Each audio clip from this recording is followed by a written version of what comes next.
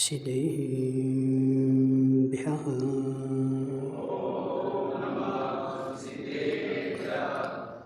नमः श्रीवर्धमानाय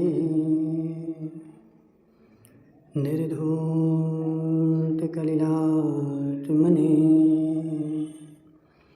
सालोकानां त्रिलोकानां निर्विद्यादर्पणाय ते नमो हरिहन्ताणं नमो सिद्धाणं नमो आयरेयाणं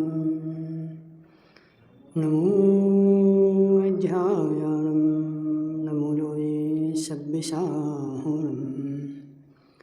पंच परमेष्ठी भगवान की अनंत अनंत सिद्ध परमेष्ठी भगवान की 1000 देवादेवादिनाथ भगवान की आचार्य भगवान समुद्रभद्र स्वामी के आचार्य भगवान विद्यासागर जी महाराज के आचार्य भगवान विशुद्ध सागर जी महाराज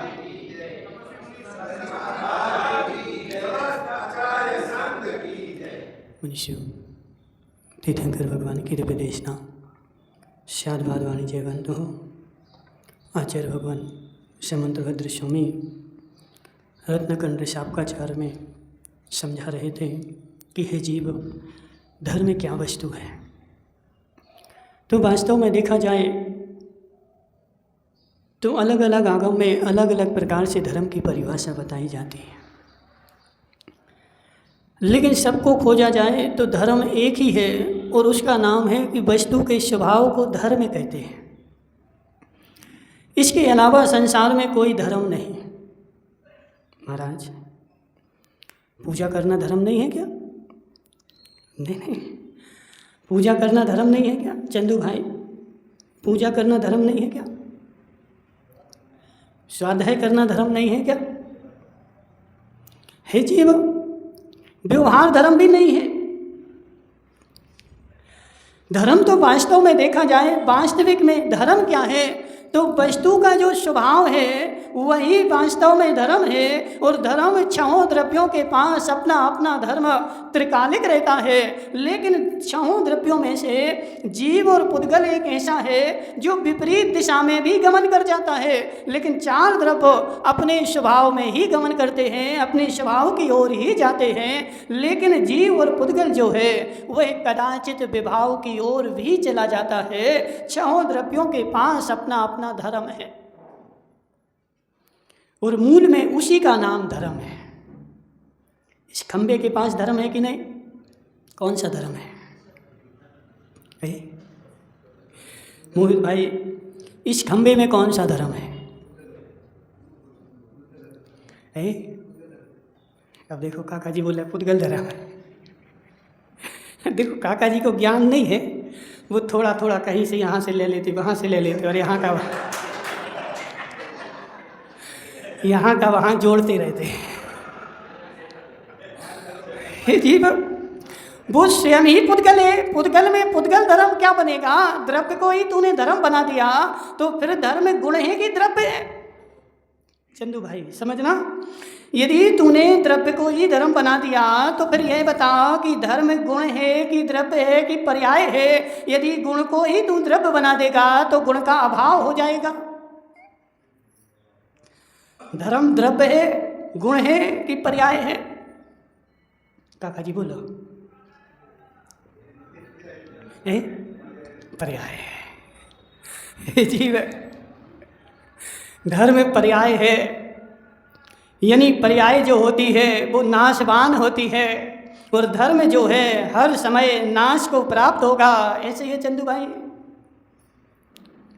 जिस धर्म की यहाँ चर्चा चल रही, वस्तु स्वभावो धम्मो, हे जीव, वस्तु का स्वभाव जो है वो धर्म है, वह पर्याय नहीं है, द्रव्य नहीं है, द्रव्य का गुण है। और वस्तु का जो द्रव्य का जो गुण है उसी का नाम वास्तव में धर्म है। तो हर द्रव्य के पास गुण है और जो जो स्वभाव गुण है उनका नाम है धर्म। इसके पास स्पर्श रस गंध वर्ण जो है यह इसका धर्म है। और हर द्रव्य अपने अपने धर्म को छोड़ता नहीं है। मात्र अंतर क्या है कि जीव और पुद्गल विपरीत दिशा में भी गमन कर जाते। चंदू भाई थोड़ा कठिन हो समझना वस्तु को, ठीक है। नहीं आए समझ में तो पूछ लेना। हे जीव, वस्तु का स्वभाव जो है, वस्तु का स्वभाव जो है उसका नाम धर्म है, और संसार में एक भी वस्तु का नाम धर्म नहीं है। और धर्म जो है वह वस्तु का गुण है जो त्रिकालिक रहता है। अब बोलो ना महाराज मैं पूजा करता हूँ, पाठ करता हूँ, सेठ जी साहब तुमने उसको धर्म से बाहर कर दिया। हे जीव, वह अभी धर्म से बाहर ही है, क्योंकि यह बता जीव के अनंत गुण हैं, उन गुणों में पूजा करना गुण है कि नहीं? चंदू भाई, जीव के पास कितने गुण? अनंत गुण। अब उन अनंत गुणों में पूजा करना एक गुण है कि नहीं? समझ में नहीं आ रहा क्यों? पूजा करना गुण है कि नहीं पंडित जी? हाँ ना तो बोल। हे जीव, जब तक इतने गहरे में जाकर के निर्णय नहीं करेगा तब तक सम्यक दर्शन नहीं होगा। गहरे में जाकर के वस्तु स्वभाव का निर्णय करेगा तभी जाकर के सम्यक दर्शन होगा, क्योंकि जो रतन होते हैं वह गहरे में ही होते हैं, ऊपर तो कचरा होता है। क्या? ऊपर तो कचरा होता है। मयंक भाई समझ बात को। समुद्र में गया और समुद्र में से तुझे रतन निकालने थे और बेचारा कूद गया और किनारे पे अंदर नहीं जा रहा है, भीतर नहीं जा रहा है, और कहाँ ढूंढ रहा है? तो किनारे पे ढूंढ रहा है, और किनारे पे खोज रहा है, और ऊपर खोज रहा है। हे जीव, सारे समुद्र का कचरा तुझे किनारे पे मिलेगा। रतन चाहिए है तो अंदर गोते लगा। क्या रतन चाहिए ना? काका जी क्या चाहिए बताओ? काका जी को तो खूब रतन चाहिए। 55 साल हो गए दुकान खोले, लेकिन अभी भी साता नहीं है। हे जीव, रतन जो होते हैं वह समुद्र की गहराई में होते हैं, नीचे जाकर के मिलते हैं। इसलिए सम्यक दर्शन का जो रतन है वह आगम के जिनागम के गहराई में गोता लगाएगा। यह आगम जो है चंदू भाई, यह समुद्र के तुल्य है। अब इस समुद्र में जब गहरे में गोता लगाएगा, जब सम्यक दर्शन ज्ञान चारित्र के रतन मिलेंगे और ऊपर में गोता लगाएगा तो तुझे क्या मिलेगा? कचरा ही मिलेगा। इसलिए हे जीव, सत्य बताना, तुम्हारे यहाँ तालाब तो है नहीं है? यहाँ कहाँ है आसपास तालाब? वो तो नाला है, तो उसको तालाब थोड़े, तो तालाब है। भोपाल में तालाब है, गए कभी? भोपाल में तालाब है, उस भोपाल के तालाब पे देख लेना। नहीं हो हमारा विश्वास तो हे जीव, चारों किनारे पे जाएगा, जितना कचरा उसमें फेंका जाता है वह सारा किनारों पे आ जाता है, और स्वच्छ पानी जो होता है वह बीच में जाकर के होता है। इसलिए हे जीव, इतनी गहराई में जाकर के गोता लगाएगा धनपाल जी, जब तुझे सम्यक दर्शन का रतन मिलेगा, और नहीं जाकर के लगा रहा है तो कचरा ही मिलने वाला है, और जिंदगी भर बेचारा कचरा बटोर करके और अपने घर को कचरादान बना लेगा और घूरा बनाएगा। इसलिए हे जीव, सत्य बताओ, जीव के अनंत गुण, उन अनंत गुणों में पूजा करना गुण है कि नहीं? बोलो हाँ ना बोलो। है पंडित जी, सोच समझ के बोलना। पूजा करना गुण है कि नहीं? हाँ ना तो बोल। नहीं बोलोगे? है जीव, अनंत गुण जीव के पास, लेकिन जीव का पूजा करना गुण नहीं है। यदि पूजा करना गुण हो जाए तो गुण जो होते हैं वह सहभावी होते हैं, त्रिकालिक होते हैं। सिद्ध भगवान को भी पूजा करनी पड़ेगी, अनंत भगवान को भी पूजा करनी पड़ेगी, मुनिराज को भी पूजा करनी पड़ेगी, जबकि मुनिराज ने तो पूजा करना छोड़ दिया। तो इसलिए हे जीव, अनंत गुणों में जीव का पूजा करना गुण नहीं है। गुण तो क्या है? वस्तु के स्वभाव का नाम गुण है, और पूजा करना एक पर्याय है। वह पर्याय अपने अपने समय पर आती है और अपने अपने समय पर चली जाती है। जब तक जीव चौथे पांचवें गुलिस्तान में है तब तक पूजा करता है, और ऊपर के गुलिस्तानों में जाता है उस पर्याय का अभाव हो जाता है। इसलिए हे सेठ जी, समझ बात को। देखो एक जी मुँह छुआ गए, बागी दौरा के मुँह छुआ गए। बैठ जाओ। हे जीव, बहुत अच्छा विषय चल रहा है दादाजी। यहाँ बैठा ना मैदान में सामने, समझो बात को। बहुत अच्छा विषय चल रहा है यहाँ पर कि धर्म क्या है, पूजा करना धर्म है कि नहीं, स्वाध्याय करना धर्म है कि नहीं। हे जीव, वस्तु का जो स्वभाव है उसका नाम धर्म है, और इन सब चीज़ों को उपचार से धर्म कहा जाता है। उस वस्तु की प्राप्ति के लिए जो जो मार्ग बताए गए उन सब को उपचार से बोला जाता है कि यह सब धर्म है। मोहित भाई परसों हमारे पास आया और बोल रहा था, महाराज हम भिंडर जा रहे हैं। हे जीव, तू तो कमरे में बैठा था और क्या बोल रहा था, भिंडर जा रहे। तो कमरे में तो बैठा था, भिंडर कहाँ जा रहा था? महाराज कल जाएंगे ऐसा मैंने संकल्प कर लिया और अपने संकल्प में उपचार कर लिया, इसलिए मैं बोल रहा हूँ। बैठा कमरे में हूँ लेकिन बोल रहा हूँ कि मैं भिंडर जा रहा हूँ। तो ऐसे हे जीव, मेरा स्वभाव क्या है? तो मेरा स्वभाव ज्ञान दर्शन है, और ज्ञान दर्शन क्या है? जीव का स्वभाव है, और वास्तव में वही धर्म है। और संसार में कोई भी धर्म नहीं है। ना उपास करना धर्म है, न पूजा करना धर्म है, न पाठ करना धर्म है, न स्वाध्याय करना धर्म है। हे जीव, वास्तविक धर्म देखे तो धर्म तो मात्र ज्ञान दर्शन है जो त्रिकालिक स्वभाव है। लेकिन समस्या कहाँ पड़ गई कि यह जीव का जो ज्ञान दर्शन स्वभाव था वह विभाव की ओर परिणमन कर गया है। चंदू भाई, सत्य की नहीं? जो ज्ञान दर्शन जीव का स्वभाव था, इसके पास उल्टा जाने की भी शक्ति है, और ज्ञान दर्शन इसका उल्टा चला गया है। अब मुझे क्या करना है? उसको अपने स्वभाव में लाना है, और लाने के लिए जो जो पुरुषार्थ सम्यक रूप से किया जाता है उन सबको हम उपचार से धर्म संज्ञा दे देते हैं।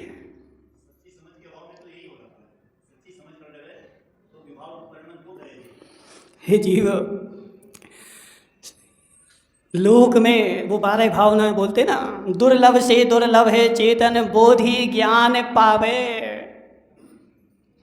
3 लोक में सबसे कोई दुर्लभ वस्तु है, दुर्लभ वस्तु है तो धन दुर्लभ नहीं है, अच्छा कुल दुर्लभ नहीं है, सबसे बड़ा दुर्लभ वस्तु है तो बोधि ज्ञान पा जाना, सम्यक ज्ञान पा जाना, इसका नाम बोधि ज्ञान है, और यह लोक में सबसे दुर्लभ है। बागी द्वारा वाले दादा,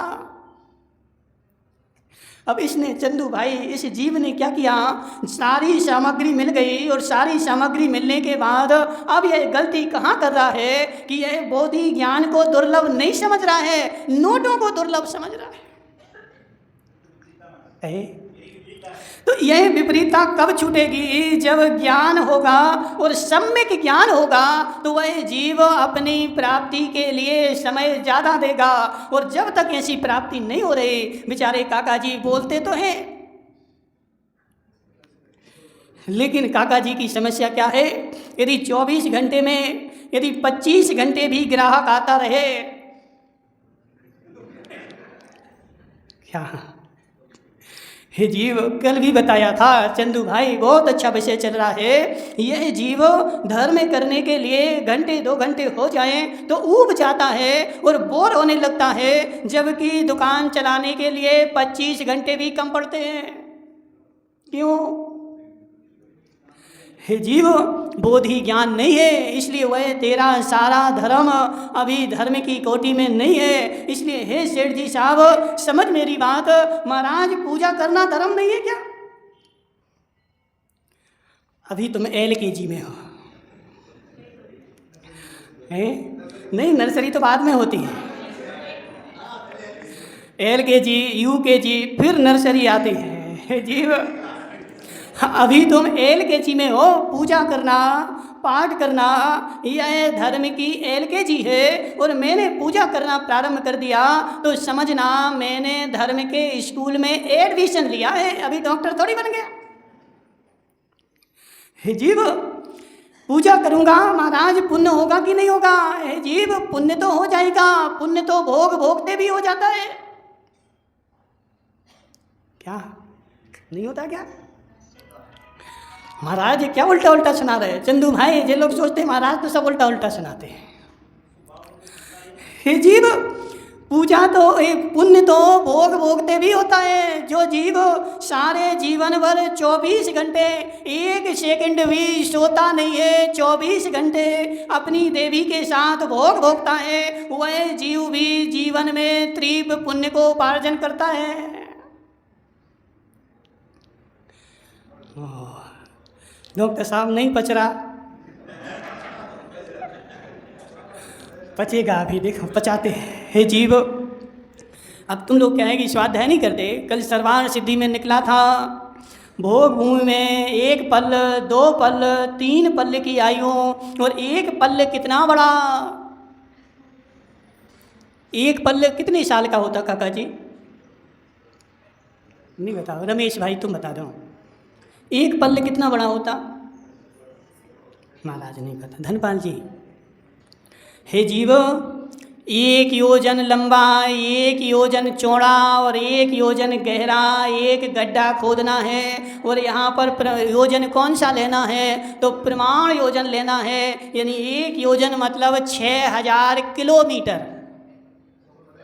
कितना? 6000 किलोमीटर का। मोहित भाई खोदोगे?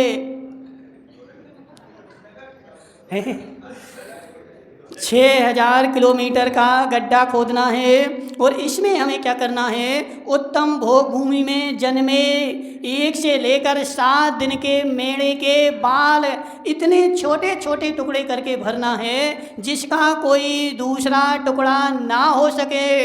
इसे छोटे छोटे करो, क्यों? क्योंकि तुम्हारे जो बाल हैं वह मेढ़े के 512 बाल को गट्ठा बनाओगे तब तुम्हारा 1 बाल बनता है। ठीक है, इसलिए तुम्हारे नहीं भरेंगे, किसके भरेंगे? उत्तम भोग भूमि में जन्मे मेढ़े के भरेंगे, क्योंकि वह 512वां भाग है तुम्हारे बाल का, और इसका दूसरा टुकड़ा ना किया जा सके। ऐसे टुकड़े करके और उसको जितने दब सके दबा दे, और दबाने के बाद जितना गड्ढा हो जाए तो और भर दे, और फिर उसको पैक कर दे, और 100 साल में 1 बाल निकालना है। कितने साल में? डॉक्टर साहब आ रहा समझ में? अभी गणित लगाना, कितने बाल उसमें बनते हैं, लगा लोगे? जीव, 100 साल में 1 बाल निकालना, और जब वह गड्ढा पूरा खाली हो जाए तो अभी व्यवहार पल है, आधा पल नहीं है। यहाँ जो आयु है वह पल इससे भी असंख्यात गुना बड़ा है। जब वो गड्ढा खाली हो जाए तो उसमें असंख्यात करोड़ वर्षों के समयों का और गुणा कर देना, और फिर उसमें 100 वर्ष के समयों का और गुणा कर देना, जब जाकर के 1 पल बनेगा। आ गया समझ में? मयंक भाई नहीं आया? जीव, इतनी आयु होती है जघन्य भोग भूमि में 1 पल की, मध्यम भोग भूमि में 2 पल की, और उत्कृष्ट भोग भूमि में 3 पल की आयु होती है। और वह जीव सारे जीवन भर क्या करता बताओ चंदू भाई? भगवान की पूजा करता है, स्वाध्याय करता है, अभिषेक करता है, क्या करता है? इतने वर्ष तक सेठ जी साहब, इतने वर्ष तक वह जीव एक भी बार भगवान के दर्शन नहीं करता, भगवान की पूजा नहीं करता, अभिषेक नहीं करता, और सारे जीवन भर वहाँ पर वो कुछ काम भी नहीं करता, क्योंकि भोग भूमि है, उसको कल्प वृक्ष से सब कुछ अपने आप मिलता है। और वह भी जीव उत्तम भोग भूमि का 3 दिन बाद आहार करता है। उसका शरीर कितना बड़ा? 11.5 किलोमीटर का लंबा शरीर है उसका। कितना है काका जी, कितना है? 11.5 किलोमीटर ऊंचाई है उसकी, और वह जीव 3 दिन बाद चौथे दिन आहार करता है। तो भोजन करेगा तो ट्राली भर के करेगा। 11 किलोमीटर का आदमी, धनपाल जी, सत्य कि नहीं है? नहीं है सत्य। हे जीव 3 दिन बाद चौथे दिन आहार करता है, और वो भी कितना, तो 1 चने के दाने के बराबर, बस। और वो भी उसको बनाना नहीं, कुछ नहीं करना, पेड़ से मांग लेगा और सब मिल जाएगा। और चौथे दिन में इतना भोजन किया उसने, उसका पेट भर गया। और वो भूमि में चंदू भाई निद्रा कर्म का उदय नहीं होता, नींद नहीं आती, ठीक है। इतने पल्ले भर वो क्या करेगा, अपनी देवी के साथ भोग भोगता है। और भोग भोगने के बाद भी उसको एक ही गति मिलती है, कौन सी बोलो? मात्र मर करके गमन करेगा तो कहाँ जाएगा, तो देव गति में ही जाता है। अन्य 3 गतियाँ उसके लिए नहीं बनी। हे जीव, पुण्य तो जो है भोग भोगते हुए भी आ जाता है। इसलिए महाराज पूजा करेंगे तो पुण्य नहीं आएगा क्या? हे जीव, अच्छे भावों से पूजा करेगा तो पुण्य तो आएगा, पुण्य आने का निषेध नहीं है। लेकिन हम तो यहाँ धर्म की चर्चा कर रहे हैं। कौन से धर्म की? बद्धु स्वभावो धम्मो। तो हे जीव, उससे तुझे अपना स्वभाव प्राप्त नहीं होगा, मोक्ष की सिद्धि नहीं होगी, पुण्य की सिद्धि तो हो जाएगी। तो पुण्य के लिए यदि तुम पूजा कर रहा है तो हे जीव, ऐसा नहीं सोचना कि मुझे मोक्ष मिल जाएगा, क्योंकि पुण्य भी अन्य अन्य प्रकार का होता है। और आज तक संसार में जितने भी भटके हैं वह सब बेचारे पुण्य के योग में ही भटके हैं। कल धनपाल जी से बोला था स्वाध्याय नहीं करते, बोले महाराज समय ही नहीं है। क्यों? चंदू भाई, हमने जी धनपाल जी को जानते हो? नहीं जानते? नहीं जानते? यहीं के हैं, सेठ जी हैं, खूब पैसा है। नहीं, समझो बात को, खूब सोना चांदी बोरों में भरा रखा है। हमने इनसे बोला तुम स्वाध्याय करते कि नहीं करते? बोले महाराज समय ही नहीं मिलता। क्यों? तो तुम्हें समय नहीं मिलता, इसका मतलब है कि तुम्हारा दिन जो है वो 20 घंटे का होता है, इसलिए तुम्हें समय नहीं मिलता। हे जीव, मेरा पुण्य का उदय है और नोट आ रहे हैं तो नोटों को बटोरने में लगा हुआ हूँ, इसलिए मुझे समय नहीं मिलता है। तो हे जीव, इस पुण्य ने ही तो तुझे भटका दिया। यदि पुण्य कम होता तो समय मिलता, और समय मिलता तुम स्वाध्याय करता, और स्वाध्याय करता तो अपनी जानकारी होती। लेकिन महाराज मैंने क्या किया, पूजा करी, अभिषेक किया तो पुण्य बढ़ गया, और पुण्य बढ़ गया तो ग्राहकों की लाइन लग गई, और लाइन लग गई तो मुझे आगे बढ़ने का समय ही नहीं मिला। हे जीव, किसने ठगा? किसने ठगा? काका जी, किसने ठगा? हे जीव, इसलिए भाव संग्रह में लिखा हुआ है, सम्मा इट्ठी पुन्नम न कहोई संसार कारणम नियमा जैसो न्याणम न कुणई। सम्यक दृष्टि के पास भी पुण्य होता है, लेकिन सम्यक दृष्टि का पुण्य संसार के बंध का कारण नहीं होता है, लेकिन मिथ्या दृष्टि का पुण्य संसार की वृद्धि का कारण होता है। क्योंकि सम्यक दृष्टि जीव, और वास्तव में देखा जाए तो चंदू भाई, सम्यक दृष्टि के पास ज़्यादा पुण्य है। किसी को भी देख लो, सम्यक दृष्टि के पास करुणा नियोग से जाकर के देखो, चतुर्थ गुणस्थान में जो है पुण्य प्रकृतियों का अनुभाग त्रिभ बंद होता है। पंचम में गए तो और त्रिभ होता है, छठवें सातवें आठवें जैसे जैसे गुणस्थान बढ़ता है तो पाप प्रकृतियों का अनुभाग घटता है और पुण्य प्रकृतियों का अनुभाग बढ़ता है। लेकिन वह जीव भटकता नहीं है। क्यों? क्योंकि हे जीव वह उसमें लीन नहीं होता है। और मिथ्या दृष्टि के पास जैसे ही पुण्य आया, हे जीव आसक्ति है, और धर्म भी वो उसी लिए कर रहा है, उसी धर्म भी भगवान के पास भी जा रहा है तो उसी के लिए जा रहा है। महाराज पुण्य तो मिल ही जाए, पुण्य तो मिल ही जाए। तो हे जीव, तूने लक्ष्य ही खोटा बनाया है। और जैसे ही पुण्य मिलता है सबसे पहले वह क्या करता है, धर्म को छोड़ता है। और जिस धर्मात्मा ने पुण्य बढ़ने से धर्म छोड़ दिया, राजा भाई सील लगा देना निश्चित रूप से मिथ्या दृष्टि है। हे जीव, सम्यक दृष्टि, पुण्य बढ़ता है लेकिन पुण्य के ऊपर दृष्टि ना डाल करके अपने धर्म के ऊपर दृष्टि डालता है और उस बढ़ते हुए पुण्य में किंचित मात्र भी लीन नहीं होता है। पूर्व काल में देख लो कितने पंडित हो गए, बनारसी दास जी, दौलत राम जी। हे जीव, दौलत राम जी का तो उदाहरण आता है कि दुकान पर काम किया उन्होंने, छापने का, लेकिन वहाँ पर भी 50 से 60 श्लोक वहाँ बैठ करके भी याद करते थे। जैसे ही समय मिला वहाँ ग्रंथ रख लिया और श्लोक को याद करने लगे, काम भी करते रहते और 50-50 श्लोक रोज के याद भी करते रहते। और जैसे ही समय मिलता क्या करते हैं, वस्तु स्वभाव को जानने का पुरुषार्थ करते। धन तो मुझे चाहिए है, ऐसा नहीं गृहस्थी में धन नहीं चाहिए हो, ऐसा नहीं चाहिए है, लेकिन इतना चाहिए है जितने से मेरा काम हो जाए। वो एक दोहा है ना, किसका, साईं इतना दीजिए जामे कुटुंब समाए, और मैं भी भूखा ना रहूं और साधु ना भूखा जाए। पैसा चाहिए मुझे, लेकिन कितना, मेरा भी पेट भर जाए और मेरे द्वारे पर आया हुआ अतिथि उसका भी पेट भर जाए और उसके लिए मैं दान दे सकूं और इतना हो जाए, फिर मुझे शांति है। लेकिन हे जीव, मिथ्या दृष्टि को तो 3 लोक की मिल जाए तो भी शांति नहीं।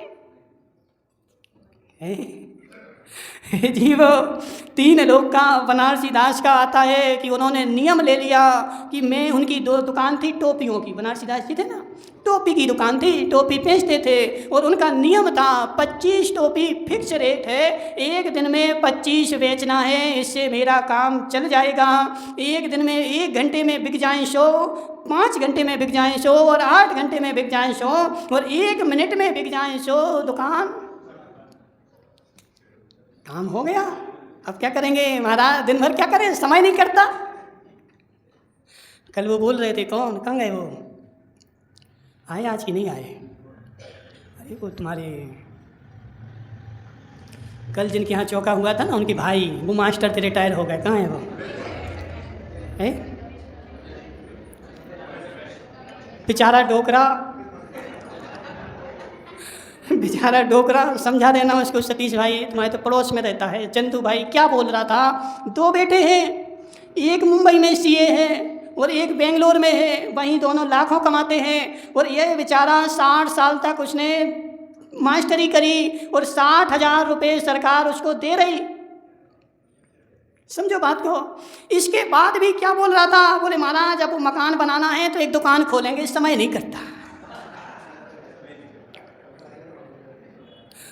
हे जीव, मोह का, मिथ्यात्व का इससे बड़ा उदाहरण तुझे क्या मिलेगा।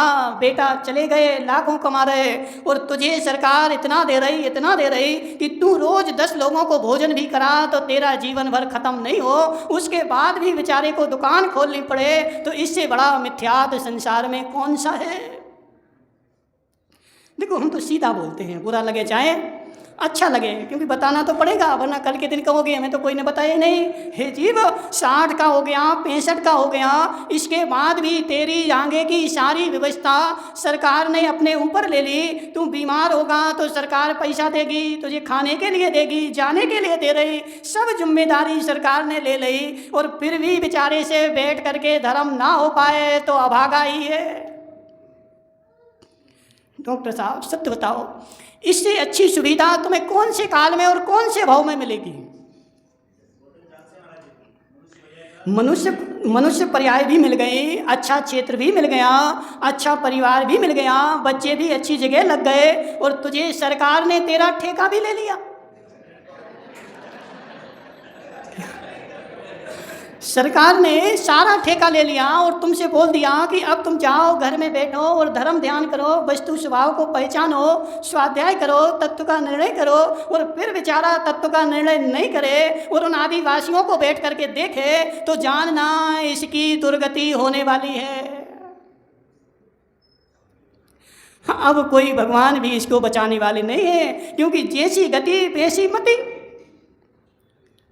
अगली गति जैसी होने वाली है वैसी मति बार बार जाती है। एक कीट होता है, पतंगा उड़ता है, उसको 50 बार दीपक से दूर रहोगे, दूर रहे जल जाएगा, दूर रहे जल जाएगा। हे चंदू भाई, उसको पकड़ करके बाहर भी छोड़े आओगे, वो बार बार उसी पतंगे में आएगा और दीपक की लौ में जा कर करके बार बार उसमें अपने पंख झोंकेगा और जल करके मर जाएगा, क्योंकि मरना उसको वही है। इसलिए मति ऐसे ही होती है। तो जिनकी दुर्गति होनी है वह बेचारा शांति से नहीं बैठ पाएगा और ऐसे उद्यम करेगा। देखो, सत्य तो यही है, गलत हो तो बता देना।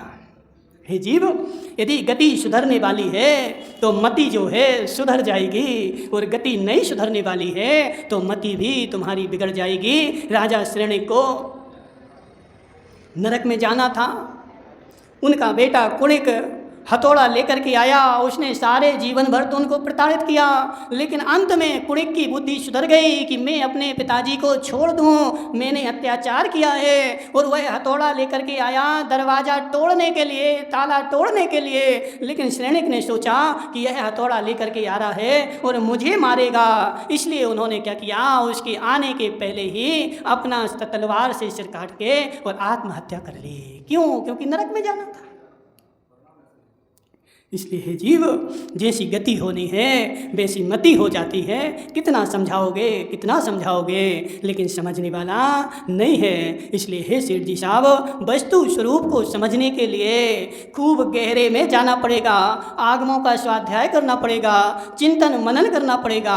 और जब चिंतन मनन करेगा तब जा कर के वस्तु स्वरूप समझ में आएगा। और ऊपर ऊपर यदि रहेगा तो सारा कचरा तुझे ही मिल जाएगा। रतन चाहिए है तो अंदर में जाओ। बागी द्वारा वाले दादाजी, सत्य कि नहीं? रतन कहाँ होते हैं? गहरे में। और कचरा कहाँ होता है? ऊपर ऊपर में। तो हम यदि ऊपर ऊपर तैरते रहे तो सारा कचरा हमें मिलेगा। यदि रतन चाहिए है, वास्तविक धर्म चाहिए है, तो अंदर में जाकर के गोता लगाना पड़ेगा। और जब जाकर के वास्तविक धर्म रूपी रतन हमारे पास आएगा, वरना कचरा मिलेगा। बोली शांतिनाथ भगवान के।